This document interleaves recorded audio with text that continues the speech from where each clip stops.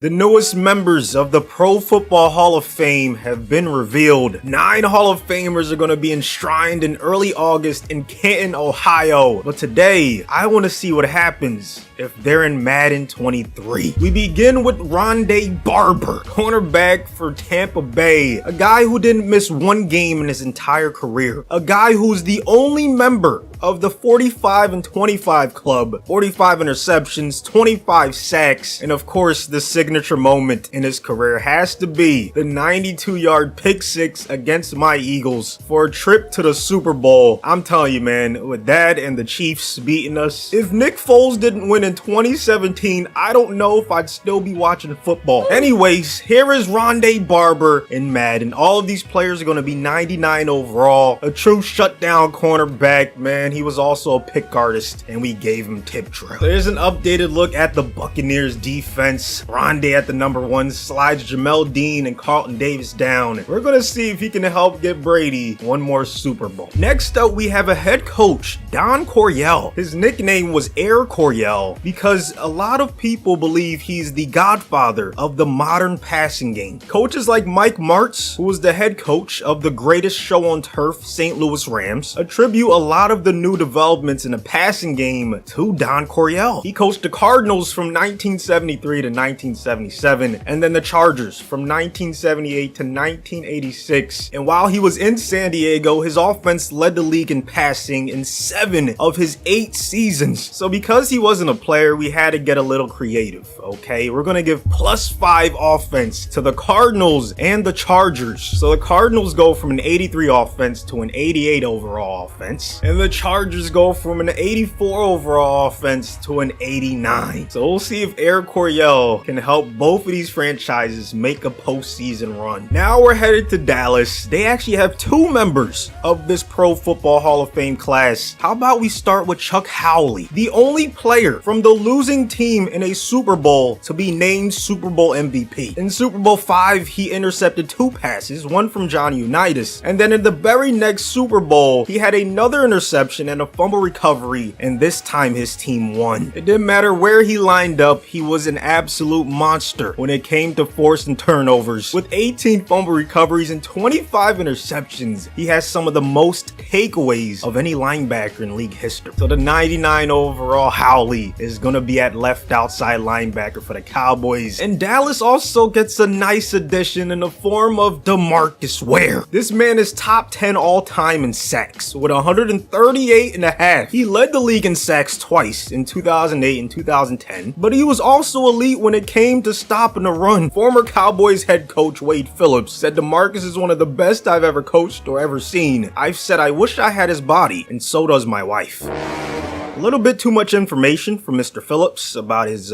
bedroom affairs, but we're just gonna move on and focus on DeMarcus Ware back in the Cowboys uniform. Now, he won a Super Bowl with Denver, but he did most of his damage in Dallas, so they get 2 elite players on defense. You have 3 X factors on the front 7 in Parsons, Howley, and DeMarcus, who can honestly play anywhere, D-end, outside linebacker, didn't matter. Now the Cowboys are an 88 overall, and Dak and his team should be favorites in the NFC. But how about the AFC? We have Joe Klecko from the New York Jets, part of one of the best nicknames for a group of all time, the New York Sack Exchange. He was voted to the Pro Bowl at 3 different positions in his career, people. Defensive end, defensive tackle, and nose tackle. He had 20.5 sacks in 1981, a year before they recorded sacks as an official statistic. A lot of people believe it's one of the best seasons of all time, an absolute force of nature, and now he's on this Jets D-line with Quinnen Williams. Good luck stopping those guys. And oh yeah, not only do they have to pass against Sauce, but now the Jets have 2 elite cornerbacks because Revis Silent, Darrelle Revis, is back on the team. He earned a ring with the Patriots in 2014, but he did most of his damage on another AFC East team in the Jets. Tom Brady, the GOAT, said he can really do it all. He's really long, he's really strong, he's patient, he never guesses wrong, he's smart, sees the whole field. I've never played against anyone who's as good as him. So I don't really need to say much else. I mean, you heard it there first from the greatest player to ever live. 99 overall cornerback, back in New York. The Jets are up to an 88 overall defense. We'll see if they can carry Zach Wilson to the postseason. From one cornerback to another, this time we're looking at Mr. Bengal. No, not that great Madden YouTuber you know about. I'm talking about Ken Riley, cornerback from the Cincinnati Bengals, who was 5th all time with 65 interceptions. Somehow he was never named to the Pro Bowl, but he was a first-team All-Pro in 1983. Among players who played cornerback for their entire careers, only Dick Night Train Lane finished with more career interceptions. He played every single game in Cincinnati, which is why he earned that nickname, and now he's back playing for the Bengals. Zone hawk, pick artist, and acrobat are the abilities and X factors. You already know how good Cincy's offense is, but that's a huge boost to their defense. Now Joe Burr and company have a great chance to win the whole thing. But a division rival, Cleveland, is going to get better as well. They add a left tackle, Joe Thomas, a guy who didn't miss a snap, let alone a game, until the final year of his career. He was a Pro Bowl selection in 10 consecutive seasons, a first-team All-Pro in 6, a member of the 2010s All-Decade team. Thomas may not have played for a lot of winning teams. As a matter of fact, his only winning record came in his rookie year when they went 10-6, but he was elite in every single year, and now he's back in Cleveland, blocking for one of the best Browns running backs they've ever had. And this has to be now one of the best Browns O-lines, if not the best they've ever had. They're an 87 overall, 91 offense, and Joe Thomas might finally have a nice long postseason run. And last but not least, we're headed to Miami, looking at Zach Thomas, a guy who ended up going in the 5th round in the 1996 draft because they said he was too short and too slow. He responded by leading the league twice in tackles with 10 120 tackle seasons. He had 4 touchdown returns on interceptions, which is a franchise record. And Peyton Manning once said that Thomas was one of the most difficult defensive players to face because of his preparation. When one of the best quarterbacks of all time says that about you, you know you were pretty good. So here he is, 99 overall Zach Thomas, lumberjack, lurker, and mind reader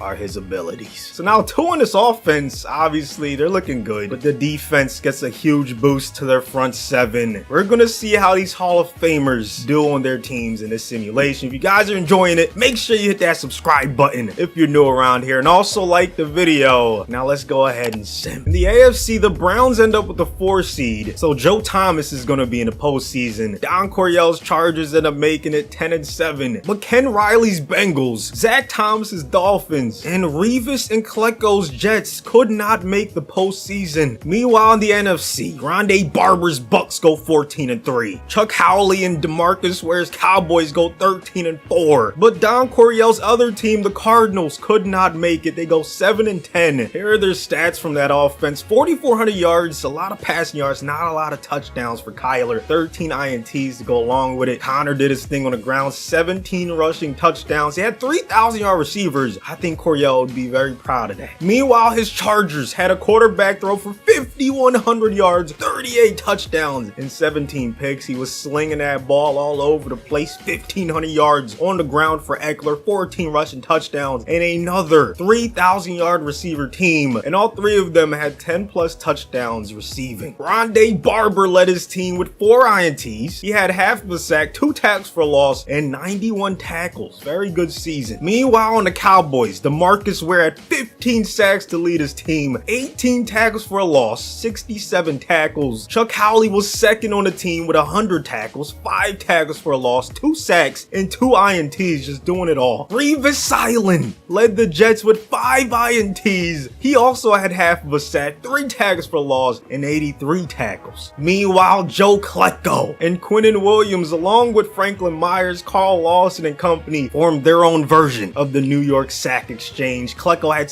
16.5, along with 18 tackles for a loss and 67 tackles. Mr. Bengal Ken Riley had 2 interceptions, which was tied for second on his team, half of a sack, 3 tackles for a loss, and 110 tackles. Somehow Joe Thomas led up 16 sacks. I don't know if that's true. That makes no sense. But hey, his team made the playoffs, so that's all that really matters. Zach Thomas, of course, led his team in tackling with 121, had 6 tackles for a loss, 3 sacks, 2 INTs. The MVP goes to Lamar Jackson. Joe Thomas helped his quarterback get into the top 10. In the AFC, Lamar wins OPOY. Keenan from that Air Coryell Chargers offense ends up in the top 4, along with Austin Eckler, who was in the top 6. DPOY went to Max Crosby. Klecko ends up 6th for the award. In the NFC, Brady wins OPOY. Rashawn Gary takes home DPOY, but DeMarcus Ware was in the top 4 for DPOY. Klecko ends up the 3rd best D lineman in the AFC. Revis ends up the 3rd best DB. Ken Riley ends up the 8th best DB. Rondé Barber was the 4th best DB in the NFC. DeMarcus Ware takes home the best D lineman in the NFC. And here's a look at the playoff bracket. The Chargers are going to play against the Bills. Browns are going to face off against the Ravens. In the NFC, the Cowboys are going to play the Giants. And the Bucks are taking on the Saints. Time to find out if this Air Coryell offense is able to put up enough points to beat the strong roster that is the Buffalo Bills. They're off to a great start, 17-0 ball game, and they might have just punched their ticket into the divisional round. Man, what a start to this postseason run. 34-0. Great game by Herbert, 1 touchdown, no picks. The defense really came to play. Offense did their thing, but yeah, holding the Bills offense to 0 points is crazy. Next up is Joe Thomas's Browns. Can he get a playoff victory against the MVP? Lamar Jackson had himself a phenomenal season. If they're going to move on, it's not going to be easy. 7-7 all at halftime, but the Browns take the lead. 2-minute drill for the Browns offense, down 3 in the 4th quarter. And here's Joe Thomas blocking for Deshaun Watson. Watson's going to take off. 2nd and 4. Good protection once again. This time Kareem out the backfield, going to get the first. However, a few plays later, 4th and 15. Last chance for Thomas's Browns. Ravens send a blitz and Watson throws a laser. Browns are going to settle for the field goal attempt. This is like a 53-yarder. They should be able to make this, and we're headed to overtime. I'm pretty sure both teams are going to possess the ball in overtime, so whoever wins the toss, it doesn't really matter. But Cleveland wins it anyways. Now, if the Browns end up getting a touchdown on this drive, then the Ravens have to answer back with a touchdown of their own. Let's see what this offense is able to do. Nick Chubb behind Thomas on the left side. He has 72 yards rushing, 2 touchdowns on 15 carries, having himself a good game. But that right there was not a great run. Credit to the defense. This is a great Browns O-line. Remember, we saw it. It was one of the best that I think we've ever seen. I mean, it was just stacked from left to right. But now it's a 3rd and 9 after 2 bad run attempts. Watson to Njoku. They keep the chains moving. A few plays later, Watson surveying the field. He's going to go to his favorite target, David Njoku, for another nice game. 3rd down and 4 in the red zone. Here comes the blitz by the Ravens. They pick it up and keep the chains moving, but there's a fumble. Peoples-Jones coughs it up, and the Ravens are in the driver's seat. Let's see if the Browns defense can get a stop. They do. So Cleveland's offense is back on the field. They do nothing with it. Whoever gets 3 points wins this game, but neither team wants to win. It's headed to a 2nd overtime, and it's been like 5 straight 3-and-outs. Finally, we have ourselves a winner. Joe Thomas makes the playoffs, but his team is going home. Now it's time to see if Rondé Barber and his Buccaneers can be the first team on the NFC side to punch their ticket into the divisional round. They start off with a nice 14-3 lead. They extend it to 24-13 heading into the 4th quarter. Defense is on the field, but the Saints are moving. They end up getting 6. They go for 2. They don't get it. So now the Bucs offense just has to hold on to the football, and Rondé Barber is headed to the divisional round. He was able to hold Andy Dalton to 1 touchdown and 1 interception. Meanwhile, Brady had 2 touchdowns, no picks. Kamara had 4.4 yards per carry. Michael Thomas had himself a nice nice game. Barber had 4 tackles, no picks, no tackles for a loss, but his team is moving on. Now we're going to see if DeMarcus Ware and Chuck Howley's Cowboys can do the same thing. They start off with a 3-point lead after 1. So far, just field goals in this one until the Cowboys extend it to a 17-point lead heading into halftime. And once they have a lead, you can expect that pass rush to just get after the quarterback. Dallas with a dominant 40-10 win over the Giants. Daniel Jones did not have a good game. 1 touchdown, 2 picks. Dak had 2 touchdowns, 1 pick. Pollard was doing his thing. Saquon had 5 yards of carry. They had some bright spots. But DeMarcus Ware had 2 sacks and 5 tackles. Howley had 6 tackles and 1 sack, not to mention a pick. The Cowboys are looking good, but they're gonna need to be great against Rondé Barber's Buccaneers. Both teams have Hall of Famers, and meanwhile, Air Coryell's Chargers is going to take on the 1 seed Chiefs in what should be a high-scoring affair. But we begin with our NFC matchup. This one is a star-studded affair. You have Brady and his offense going against DeMarcus Ware, Howley, Parsons, and that Cowboys defense. And on the other side, you have Prescott and CeeDee against Rondé. It's tied up at 10 heading into the 4th quarter. The Bucs take the lead. They force a punt. So now Tampa Bay is in the driver's seat once again, up 7 in the red zone. Cowboys cannot get a stop. They end up tacking on to their lead, and now Dallas is down 10. There's just not enough time for them to come back in this one, and Dallas is going home. Brady does it again. Gallup had himself a game, 9 for 150, but it didn't matter. Rondé had 9 tackles to lead everybody. 1 interception, that's what he does in big games. Meanwhile, DeMarcus Ware had himself a sack, 2 tackles. Howley had 8 tackles in this one, but it's Tampa Bay who's headed to the NFC Championship game. I'm going to take a wild guess and say this game should have both teams in the 30s. By the end of it, man, it's just 2 amazing offenses. The Chargers get off to a slow start. Actually, I spoke too soon. They end up with 17 right before halftime. They take the lead in the 3rd. Coryell's offense has exploded for 31 points, and the Chargers are headed to the AFC Championship game. Herbert and Mahomes put on a show. 3 touchdowns, no picks for Justin. 4 touchdowns, no picks for Mahomes. Eckler had himself a touchdown. Everett was cooking. Keenan was cooking. MBS with 3 touchdowns. And we still have 2 teams that are represented by Hall of Famers left in the tournament. But will we see either of them in the Super Bowl? The Chargers are taking on the Ravens, who beat Joe Thomas's Browns. And then the Bucs and Rondé are taking on the Vikings. Could we be in store for another high-scoring thriller? 14-10 at halftime. The Chargers have the lead. They extend it to 21-10. 2nd and goal for Herbert and company, looking to make this a 3-possession game. It's going to be Eckler up the gut. The Chargers cannot be stopped on offense. It's going to be a monumentous hill to overcome for the Ravens. They can't do it. There's not enough time. And Don Coryell's Chargers are headed to the Super Bowl. Last time Rondé was in an NFC Championship game, he had a game-sealing pick 6. Let's see what he's able to do this time. Matched up against one of the best wide receivers in the league, Justin Jefferson. And we have ourselves a game, people. 20-14 at halftime. Vikings are not able to do anything with their first drive, but we're in the 4th quarter, and Minnesota still has the lead. Brady turns it over on downs. The Vikings are going to give it back to them. And now we have to see if Brady and company can tie this game up or take the lead. 4th and 9, they get it. Brady's driving. They're in the red zone. 4th and 10, last chance for the Buccaneers. Brady in the shotgun. Vikings are going to send for. They're playing man defense. Brady to the back of the end zone, complete. The Buccaneers take the lead. If this Bucs defense tackles them inbounds, this game is all but over. Kirk gonna dump it off again, and Tampa Bay is headed to the Super Bowl. What a game. Once again, we got another thrilling finish. Rondé had 7 tackles in this one, and now we're gonna see if he can get himself another ring. Only one Hall of Famer is gonna say that they're victorious in this simulation. Will it be Air Coryell and that Chargers offense who's off to a phenomenal start in this Super Bowl, or will it be Rondé Barber on the Tampa Bay Buccaneers? They're fighting. They claw back and take the lead. At the start of the 2nd half, they extend it, but here come the Chargers. It's looking like it might be too little too late for Los Angeles. Rondé Barber is once again a Super Bowl champion, and there you have it. That's what would happen if you added the 2023 Hall of Fame class into Madden 23. Thank you so much for watching to the end. All I ask is that you destroy that like button, and I'll see you guys on the next one.